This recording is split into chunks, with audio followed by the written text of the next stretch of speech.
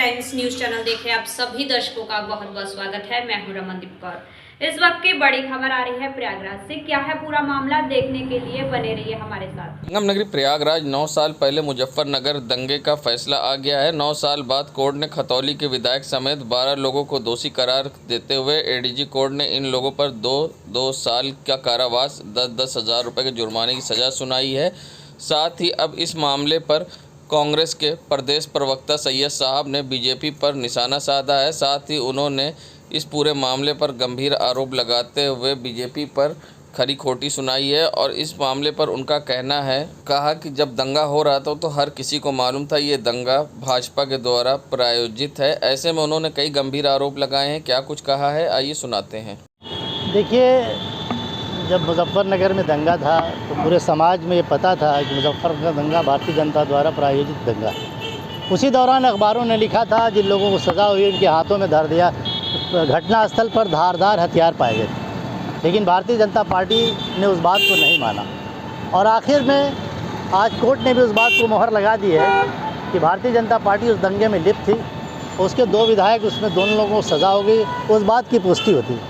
इस दंगे से पूरे पश्चिमी उत्तर प्रदेश के नहीं, पूरे प्रदेश का माहौल ख़राब करने का काम इन लोगों ने किया था। और हमारी तो मांग है भारतीय जनता पार्टी से, हमारी मांग है भारतीय जनता पार्टी से कि उन्हें तत्काल पार्टी से निलंबित किया जाए, इसलिए कि ऐसे लोगों को पार्टी में रख के ये नैतिकता के आधार पर, नैतिकता का तकाजा नहीं है कि ऐसे लोगों को पार्टी में रहने दिया जाए। और मैं तो कहना चाहता हूँ कि ये पार्टी तो ऐसे लोगों को प्रमोट करती है। आपने देखा अनुराग ठाकुर को दिल्ली दंगे में प्रमोट किया गया।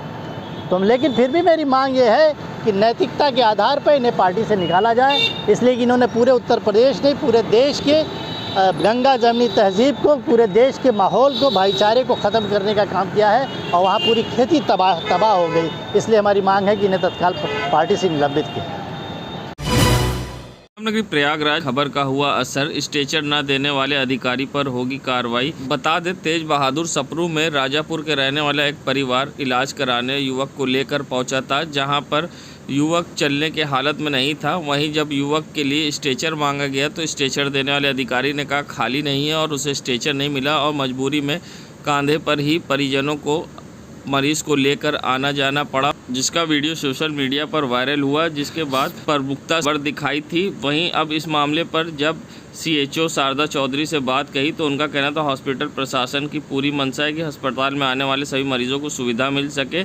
फिलहाल इसमें जिसकी भी लापरवाही होगी उस पर सख्त कार्रवाई की जाएगी, किसी भी दोषी को बख्शा नहीं जाएगा। वहीं इस पूरे मामले पर क्या कुछ कहना है CHO शारदा चौधरी का, आइए सुनाते हैं। आपके द्वारा ही पता चला मुझे, और अगर ऐसा कुछ हुआ है तो मैं अभी इसकी जांच करवा के और जो भी इसमें दोषी पाया जाएगा उसके खिलाफ़ कार्रवाई की जाएगी। और वैसे मैंने जगह जगह सब जगह स्ट्रेचर रखवा रखा है, सबको हिदायत दे रखी है पहले से ही कि कहीं भी कोई स्ट्रेचर या व्हील चेयर मांगता है उसको तुरंत प्रोवाइड कराया जाए। अब ये कहाँ पे चूक हो गई इसका मुझे देखना पड़ेगा और इसकी जाँच करके उसके खिलाफ कार्रवाई की जाए। किस तरह से हिदायतें भी दी जा रही हैं हॉस्पिटल की तरफ से, ऐसी चीज़ें ना सामने आए, फिर भी बात सामने आ गई। गेट से लेके इमरजेंसी में और OPD में सबको हिदायत दी गई है कि अगर कोई भी मरीज़ इस तरह से दिखाई पड़ता है तो उसको तुरंत वहीं रोक के गाड़ी व्हील चेयर की या उसको स्ट्रेचर की प्रोवाइड कराया जाए और उसको जहाँ जाना है वहाँ तक उसको पहुँचाया जाए दिखाने के लिए। तो फिर भी ऐसी चूक हो गई। अब ये चूक के लिए देखना पड़ेगा मुझे कहाँ पे किसने क्या गड़बड़ की है और मैं उसके खिलाफ कार्रवाई करने की पूरी कोशिश करूँगी। संगम नगरी प्रयागराज में ममफोर्डगंज इलाके में टप्पेबाजी की एक घटना सामने आई है। एक युवक को टप्पेबाजों ने अपनी बातों में उलझाकर उसके पैसे लेकर टप्पेबाज रफू चक्कर हो गए। सूचना पर मौके पर पहुंची पुलिस जांच में जुट गई है। ऐसे में किस तरह से टप्पेबाजी हुई, क्या कुछ कहना है पीड़ित का, आइए सुनाते हैं। तो मैं बैंक में पैसे निकालने गया तो एक मोटा सा आदमी था, मैं चेक क्लियर कराने गया तो उसने बोला आपके पास पेन है? मैंने बोला हमारे पास पेन नहीं है। तो वो फिर चला गया। फिर एक पतला सा आदमी आया, बोला मेरा फॉर्म भर दीजिए। उसके बाद मैंने कहा हमको भरना नहीं आता, भैया इनसे भरवा लीजिए। तो मोटे वाले के पास पतला वाला आदमी गया तो बोला तो भैया मेरा फॉर्म भर दीजिए। तो मोटा वाला मुझसे कहता है कि जो है भैया 2,80,000 रुपये लिए हैं, इनको जो है जमा करवा दिए। हमने कहा हम नहीं जमा करवा पाएंगे, हमको जो है भैया फ़ोन कर रहे हैं बार बार, जाना है। तो बोला कि ऐसा 2-4 हज़ार रुपये तुम ले लेना, 10-12 हज़ार रुपये हम ले लेंगे। उसको पतले वाले को उसने बाहर खड़ा करा दिया। फिर मेरे साथ यहाँ आया, मेरे गाड़ी पे मेरे मैं अपनी पैसा रखने जा रहा था डिक्की में, भैया बोले थे काली पन्नी में रख लेना, तो मैं अपना रखने जा रहा था। तो उसने कहा ये 2,80,000 रुपये रखो तुम, इसको चलो विजया बैंक में जमा करवा देते हैं। तो वहाँ से वो मेरे साथ यहाँ तक आया। फिर उसने कहा कि ऐसा जाओ देखो मैनेजर साहब बैंक में बैठे हैं कि नहीं। तो हम जाने लगे तो उसने बोला कि तुम जा रहे हो, 2,80,000 रुपये तुम्हारी डिक्की में लेके भाग जाओगे। तो फिर उसने 50,000 मेरे जेब से लिया। थोड़ी दूर गया तो पतला वाला रोक लिया कि बोला कि नहीं तुम 2,80,000 मेरा लेके जा रहे हो। तो दूसरी गड्डी फिर उसने निकाल लिया मैं वाइन शॉप पे आगे तक गया तो वहाँ खोल के देखा तो वहाँ पैसे नहीं थे। हर की एक हमने जो अपने आदमी से पैसे मंगवाए बैंक से निकलवाने के लिए, तो निकाला उसने पैसा, फिर उसके साथ कोई दुर्घटना हो गई और पैसा उसका किसी ने उसको बेवकूफ़ बना करके ले लिया, ऐसा पुलिस वालों का कहना है। अब क्या हुआ क्या नहीं हुआ ये तो जांच का ही विषय है। जांच हमारा नाम अविनाश होता है। कर्नलगंज थाना के ममफोर्डगंज एरिया से सूचना मिली 112 पे कि यहाँ पे एक लूट की घटना कारित कर दी गई है। यहाँ पे मौके पर आकर जांच की गई तो पता चला कि हरकेश कुमार निर्मल जो कि होलागढ़ का रहने वाला है, उसके द्वारा सूचना दी गई थी और सीसीटीवी फुटेज और उससे बातचीत की गई तो पता चला कि ये लूट की नहीं बल्कि एक टप्पेबाजी की घटना है। इसमें 2 लोग शामिल थे जो बैंक में उन्हीं के साथ काफ़ी टाइम से देख रहे थे उनको, और फिर उनको लालच दिया गया था 2,80,000 रुपये देने का, जो एक कागज़ की पुड़िया उनको पकड़ाई थी और बदले में इन्होंने 1 लाख रुपये उनको दिए थे। वो इस तरह का उनके द्वारा बताया जा रहा था कि ये चोरी के पैसे इनको जमा करवाना है। उसी लालच में ये आ गए, उसकी 2-4 हज़ार इनको मिल जाएंगे, उसी लालच में ये आ गए और ये पैसा लेकर बैंक के अंदर जमा कराने गए। जब ये वापस आए तो वो लोग वहाँ से गायब हो चुके थे और इनके द्वारा ये भी अभी जानकारी नहीं हो पाई है कि वो बाइक से थे या पैदल थे, किसी और गाड़ी से थे। तो इसमें आगे फिर सीसीटीवी फुटेज और इस तरह के सर्वेलेंस के माध्यम से आगे जाँच की जा रही है। संगम नगरी प्रयागराज, जहां एक बार फिर अतीक अहमद की प्रॉपर्टी पर हुई बड़ी कार्रवाई। बता दें, प्रयागराज पुलिस ने अतीक अहमद की प्रॉपर्टी पर की कार्रवाई। लखनऊ स्थित अतीक अहमद की प्रॉपर्टी पर प्रयागराज की पुलिस ने की कुर्क की कार्रवाई। माफिया अतीक अहमद की लखनऊ की प्रॉपर्टी हुई कुर्क। लखनऊ में 34 करोड़ की अतीक की प्रॉपर्टी को किया गया कुर्क। लखनऊ के ग्राम भसौरा में बनाई थी अतीक ने प्रॉपर्टी। कुर्क प्रॉपर्टी की कीमत करीब 34 करोड़ से ज़्यादा है। गैंगस्टर एक्ट की धाराओं के तहत कुर्क हुई। बाहुबली पूर्व सांसद अतीक की प्रॉपर्टी। पुलिस बोर्ड लगाकर कुर्क का किया ऐलान। बता दें IS 227 गैंग के लीडर हिस्ट्री शीटर अपराधी अतीक अहमद पुत्र हाजी फिरोज़ अहमद निवासी 52 कसारी मसारी चकिया थाना खुलदाबाद जनपद प्रयागराज की लखनऊ स्थित 34 करोड़ 60 लाख रुपए की अचल संपत्ति को किया गया कुर्क।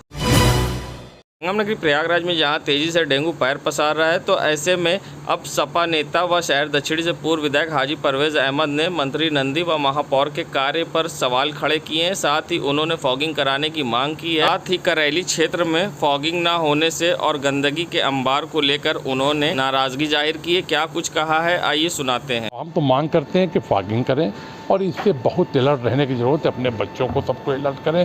तो हम उनके गार्जियन से कहेंगे। और जिस तरह से फैल रहा है आज हॉस्पिटलों की बहुत बुरी हाल है। तमाम हॉस्पिटल हम गए थे अभी एक पेशेंट देखने के लिए, तो हॉस्पिटल में ये हाल है कि लाइन लगी है, कोई पूछने वाला नहीं है। और जो सरकारी हॉस्पिटल है वहाँ की दुर्दशा खराब है। वही प्राइवेट में जाते हैं लोग, लाखों रुपए का बिल दे के अपना इलाज करा रहे हैं। प्राइवेट में कोई इंतजाम नहीं किसी किस्म का और डेंगू बुरी तरह से फैल रहा है।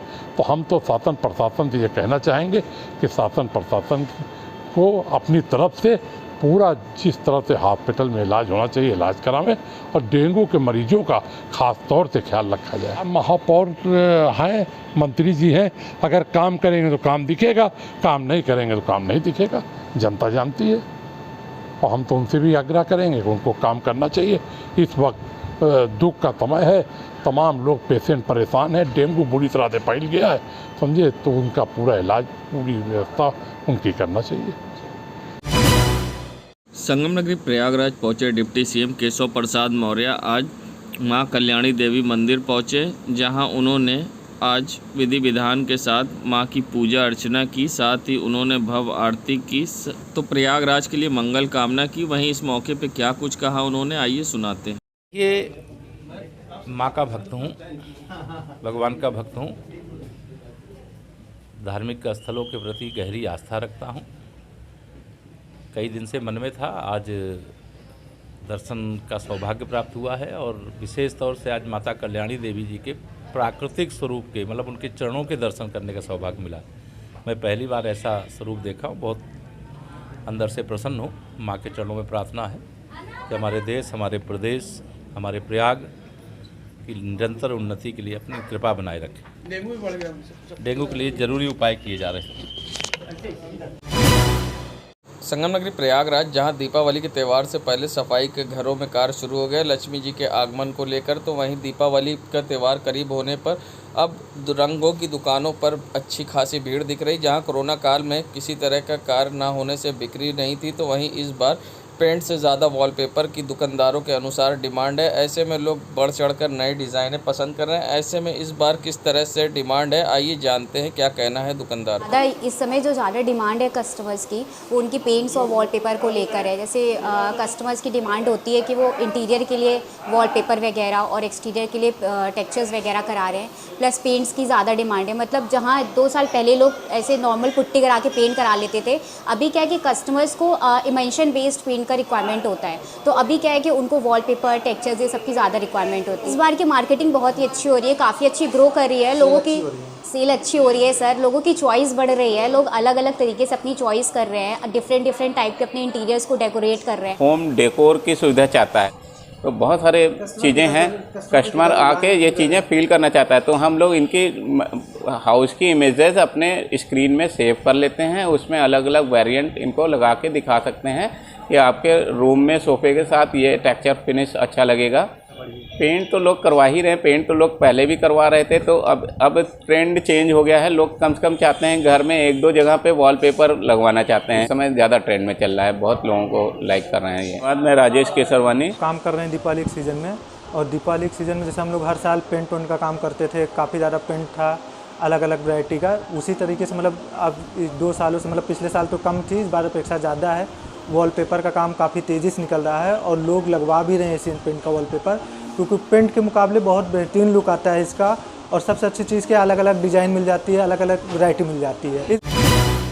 संगम नगरी प्रयागराज, जहां बैगन टोले से एक व्यक्ति के गायब होने पर वीडियो वायरल कर भतीजे ने लगाई मदद की गुहार। छोटे भतीजे ने बताया उसके चाचा फैसल 7 तारीख से घर से बाल कटवाने निकले थे, उनका दिमागी संतुलन सही नहीं, वह अभी तक घर नहीं पहुंचे हैं। जगह जगह पोस्टर भी लगाया गया है। ऐसे में क्या कुछ भतीजे ने मदद की गुहार लगाते हुए कहा है, इस पूरे मामले पर आइए सुनाते हैं आप। वहीं फैसल के घर वालों ने वीडियो वायरल कर लगाई मदद की गुहार।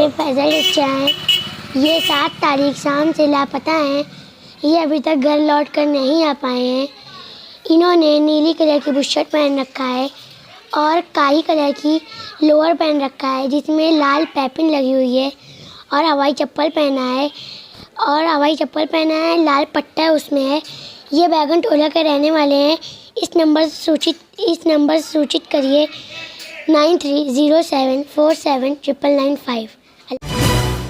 नगरी प्रयागराज में जहां सीएम योगी के आदेश के बावजूद डग्गा मार वाहनों पर लगाम लगाने में पुलिस नाकाम है। ये नज़ारा है रामबाग क्षेत्र का, जहां पर रामबाग चौराहे से लेकर विधायक हर्षवर्धन वाजपेयी के घर के तक डग्गा मार वाहनों की लंबी कतार होती है और सड़कों पर अतिक्रमण होता है, जिससे अक्सर जाम की स्थिति भी उत्पन्न होती है। और आप देख सकते हैं किस तरह से यहाँ खुलेआम सड़कों पर डग्गा मार वाहन खड़े रहते हैं, जिससे परिवहन विभाग को लाखों रुपए का चूना लगता है, जिससे कई बार दुर्घटनाएं भी होती हैं, मगर जिम्मेदारों की लापरवाही कहें या अनदेखी, जिसके कारण खुलेआम संचालित हो रहे डग्गा मार वाहन। सीएम योगी ने सख्त आदेश दिए थे कि डग्गा मार वाहन संचालित नहीं होंगे, उसके बावजूद सीएम योगी के आदेशों की अवहेलना हो रही है और खुलेआम सड़कों से संचालित हो रहे डग्गा मार वाहन। जिम्मेदारों के द्वारा लापरवाही के कारण इन पर रोक लगाने में पुलिस दिखी नाकाम, जिम्मेदार बने अनजान, खुलेआम चल रहे डग्गा मार वाहन। संगम नगरी प्रयागराज, जहां इन दिनों डेंगू का प्रकोप तेजी से प्रयागराज में बढ़ रहा है, तो ऐसे में अब स्वास्थ्य विभाग और नगर निगम ने कमर कसी है। वहीं आज नगर निगम के द्वारा कई क्षेत्रों में फॉगिंग कराई गई है, जिसमें प्रीतम नगर, कालंदीपुरम और अन्य क्षेत्रों में फॉगिंग के साथ साथ सिविल लाइंस में भी फॉगिंग कराई गई है, जहां मच्छरों से निजात दिलाने के लिए अब नगर निगम ने फॉगिंग कराई है। और ऐसे में सिविल लाइन क्षेत्र और कालंदीपुरम, प्रीतम नगर, धूमनगंज अन्य क्षेत्रों में फॉगिंग की है। नगर निगम कर्मी साइकिल पर पोर्टेबल फॉगिंग मशीन लेकर निकले और आज गलियों में जाकर फॉगिंग की है, जिससे एक बार डेंगू से लोगों को राहत मच्छरों से मिलेगी। और फॉगिंग मशीन के द्वारा आज गलियों मोहल्लों में जाकर फॉगिंग कराई गई, जिससे लोगों को एक बार राहत मिलेगी और साथ ही मच्छरों से छुटकारा मिलेगा, जहां डेंगू का प्रकोप तेजी से बढ़ रहा है, जिसको देखते हुए फॉगिंग कराई गई। देश दुनिया की खबरों के लिए world media times news channel को सब्सक्राइब करें।